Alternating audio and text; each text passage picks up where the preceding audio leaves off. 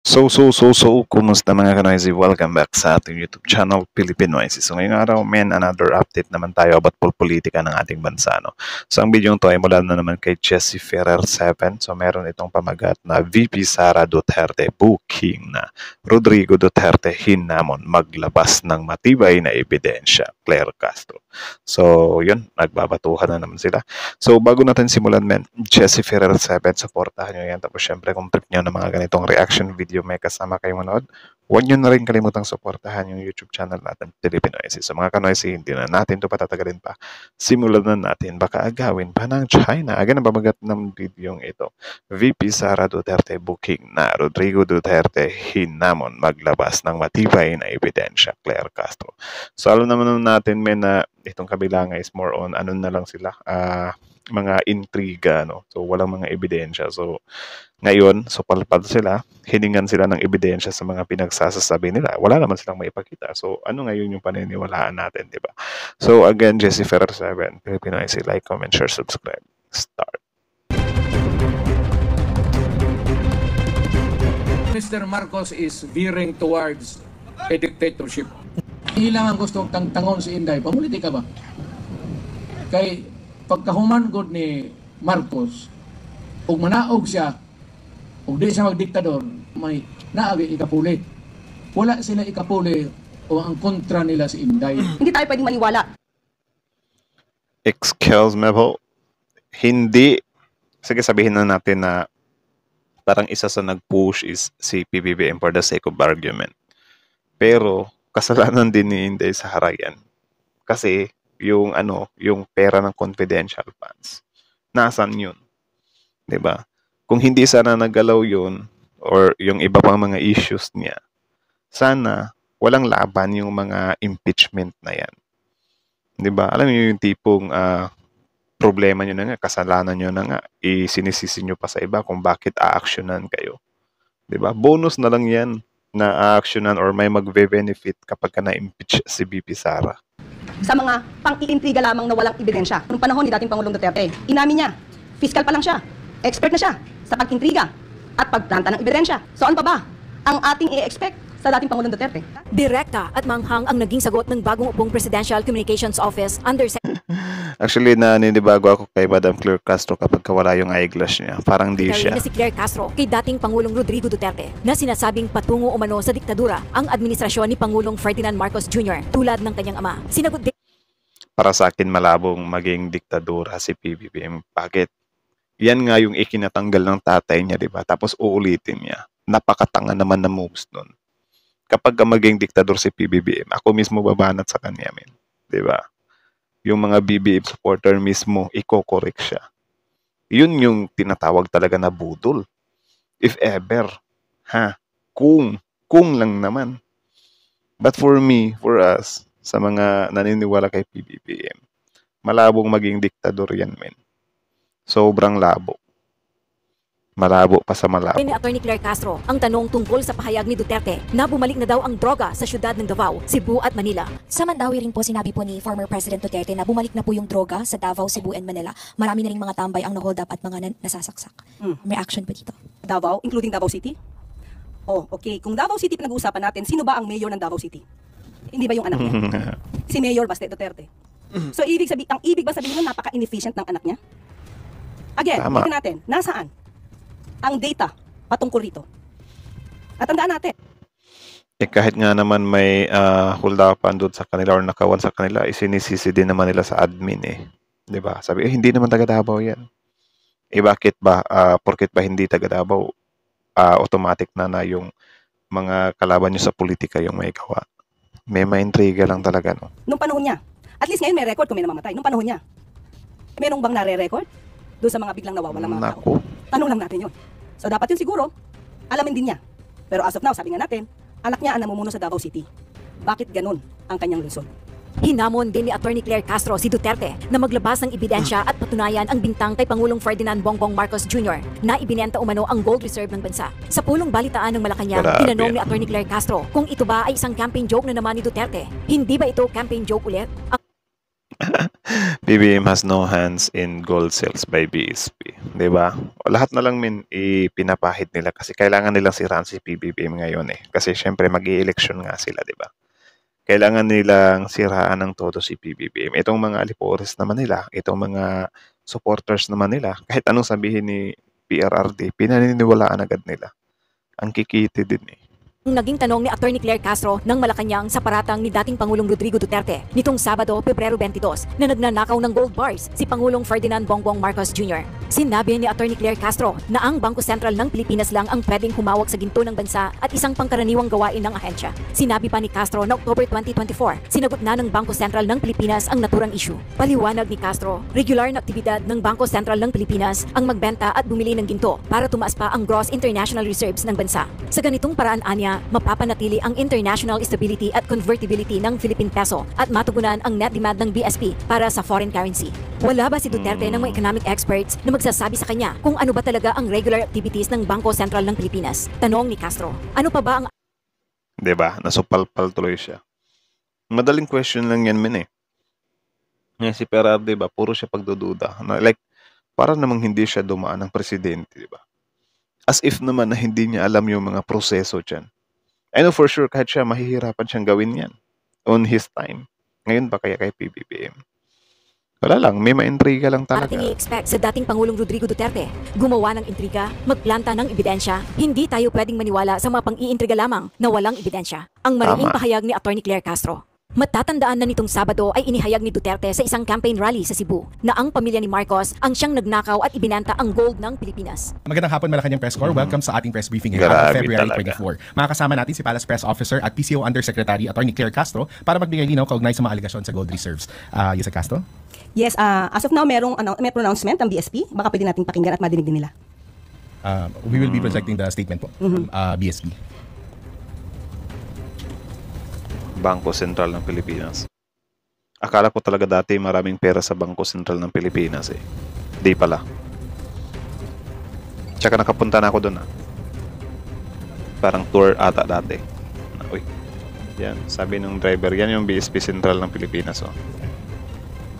Babasahin ko ba? Ako babasa. Okay. Bangko This is a Sentral. statement of BSP. The country's gross international reserves, or GIR, including gold, are held and managed solely by the BSP for the foreign exchange requirements of the country. When BSP sells gold, the proceeds revert to and stay within the GIR.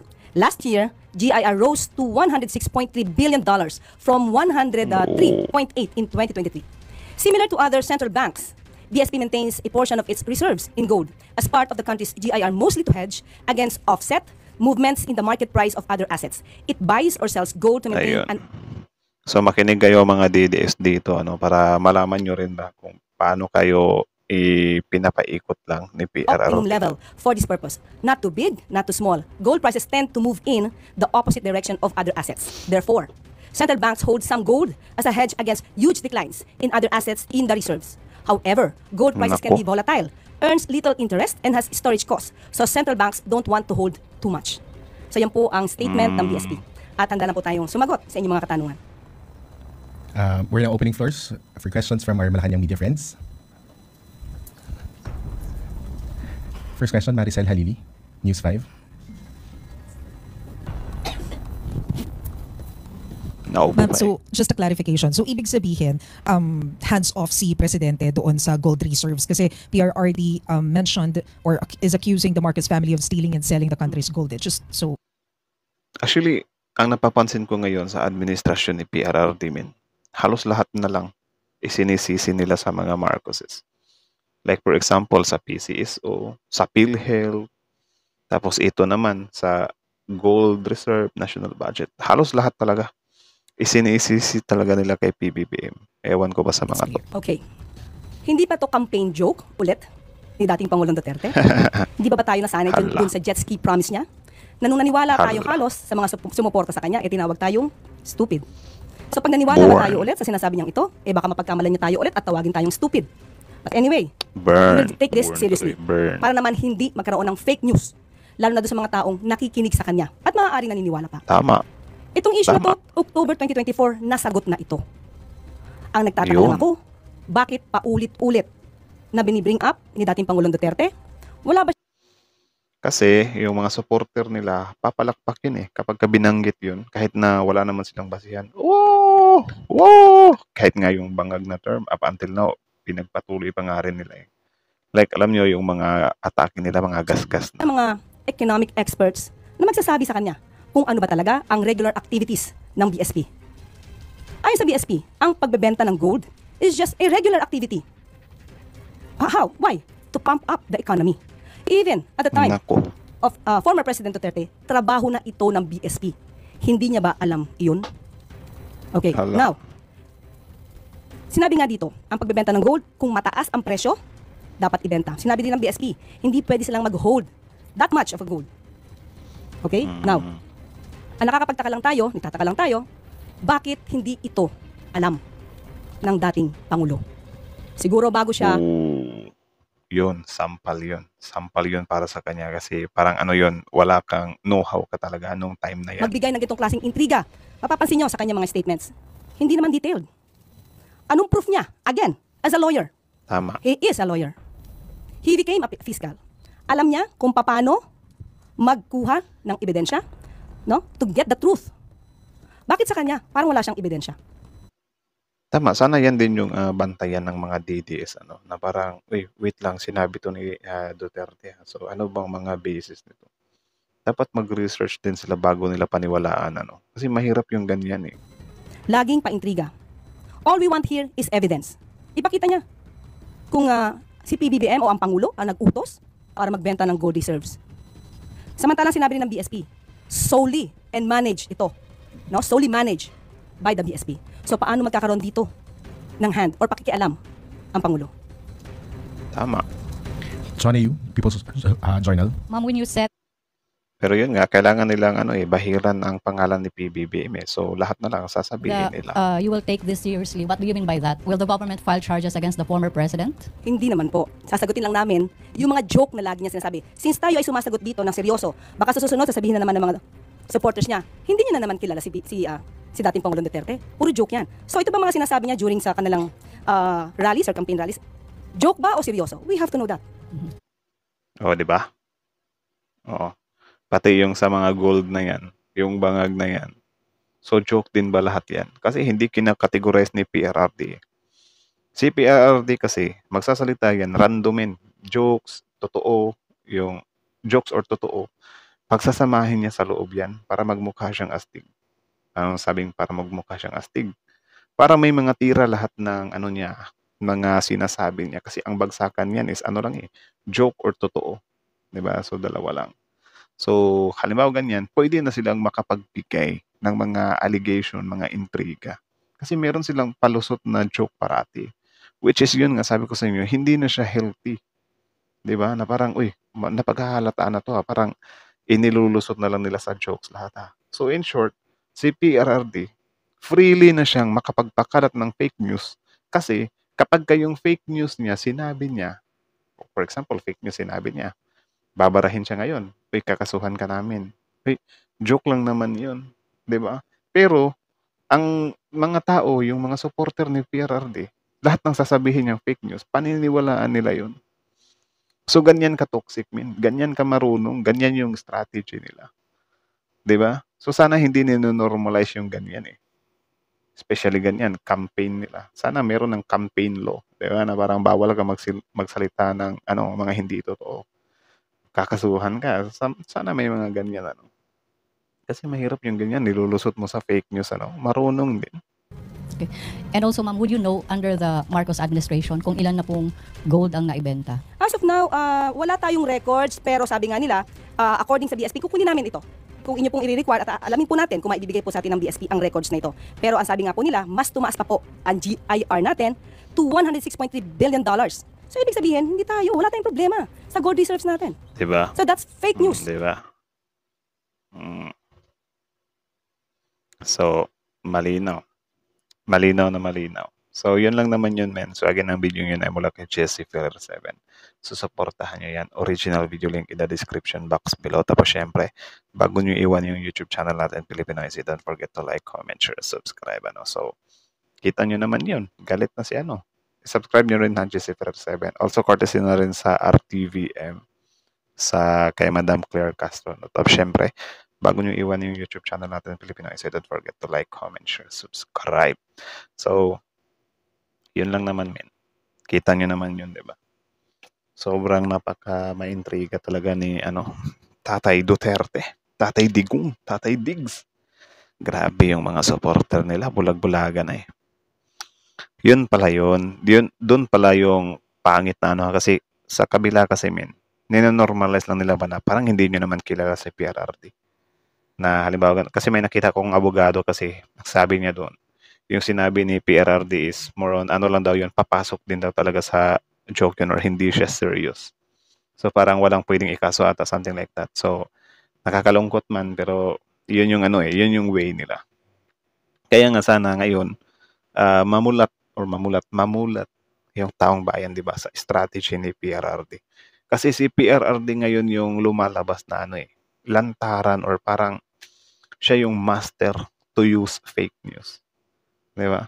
Parang siya yung god of fake news. Paano ko nasabi?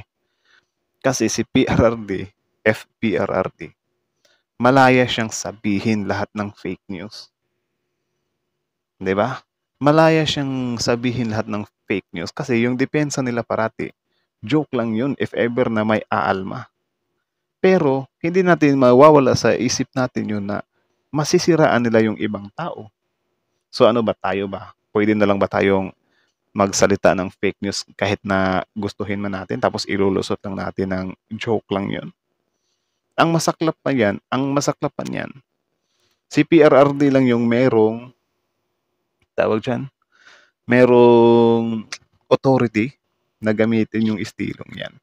Kasi yung mga alipuros niya, paniwalang-paniwala na sila dun. Diba?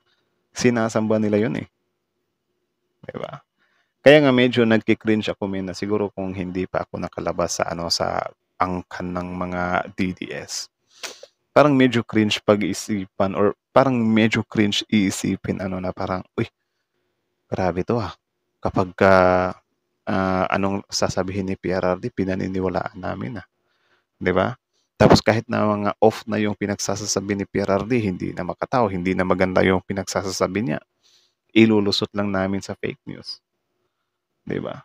So parang na tuloy, si PRRD, na siya? Parang above the law na siya ngayon. 'Di ba? Tapos ngayon ipagsisigawan nyo na si PRRD is more on justice. 'Di ba? Nabibigyan ng hustisya ang taong bayan. Paano naman yung apektado? Kasi hindi naman natin pwedeng sabihin na, sige, yung mga dik-as nga, mga tulongges, natakot nga kay PRRD. Pero syempre, paano naman yung mga Pilipino na sumuko lang naman, 'di ba? Sumuko naman na sana pero tinuluyan pa rin. Para lang may maipakita talaga na maging example. 'Di ba? What if kayo 'yon or mga tatay niyo 'yon? What if na-set up lang kayo? Payag ba kayo sa ganon? What if kayo, mga DDS kayo? Sige, sabihin na lang natin for the sake of na lang. What if tatay niyo 'yon? Tapos chinugi ng war on drugs. Ngayon, may nakapagsabi, may witness. Grabe yung tatay mo, luhod ng luhod, iyak ng iyak. Nagaano sila na susuko na yung tatay mo, pero tinuluyan pa rin. So ano yung iisipin mo doon? Ano yung stand mo na nun? Kasi hindi ako naniniwalang, okay lang sa akin na tsugiin yung tatay ko. Addict naman siya or pusher naman siya, something like that. Hindi ako maniniwalang ganun, men.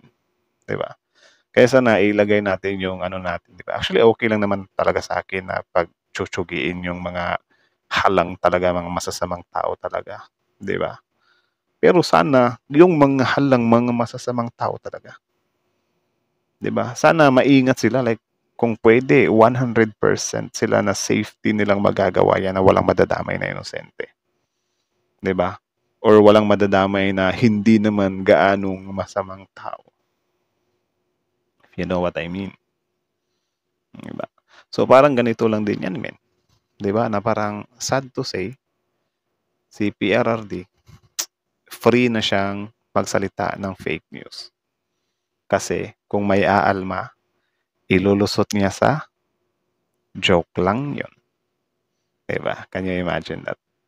So, kung i-allowed natin yan, kung okay lang tayo dyan, wala na. Baka next time, bigla na lang magsabi si PRRD, baka lang to ha. Baka next time, bigla na lang magsabi si PRRD na kapag ka makita ko talaga si PBBM, or kapag ka, ano talaga, susugurin ko si PBBM sa bahay nila, tutuluyan ko habang natutulog siya. Tapos, yun, end of statement. Tapos kinabukasan, sasabihin lang ng mga senador niya, ng mga supporter niya, joke lang yun, parang hindi niyo naman kilala si PRRD. Alam niyo yung ganyan, yung mga death threat, yung mga threats na yan, wala na. Lusot na si PRRD kasi inululusot niya lang sa joke eh. Diba? Ito ding mga supporter, mga alipores, mga DDS, mga ano din, mga spoiled din. Diba? Ini-spoiled din nila si PRRD. Hanip kayo, nag-spoiled kayo ng senior citizen. Anyways, yun lang naman. So again, Jesse Ferrer 7, supportahan nyo yan. Original view link in the description box. Pero tapos syempre, Filipino IC.